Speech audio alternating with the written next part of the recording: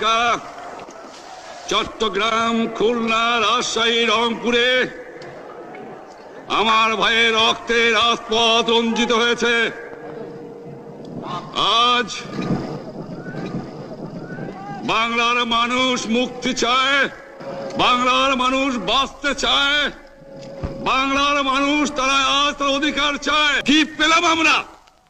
আমার পয়সা দিয়ে অস্ত্র কিনেছি বহিঃশত্রু আক্রমণ থেকে দেশকে রক্ষা করার জন্য। আজ সেই অস্ত্র ব্যবহার হচ্ছে আমার দেশের গরিব দুঃখী নিরস্ত্র মানুষের বিরুদ্ধে। তার বুকের উপরে হচ্ছে গুলি।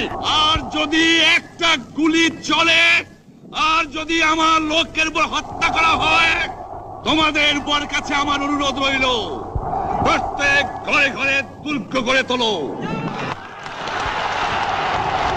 তোমাদের যা কিছু আছে তাই নিয়ে শত্রুর মোকাবেলা করতে হবে এবং জীবনের তরে রাস্তাঘাট যা যা আছে সবকিছু আমি যদি হুকুম দেবার নাও পারি তোমরা বন্ধ করে দেবে।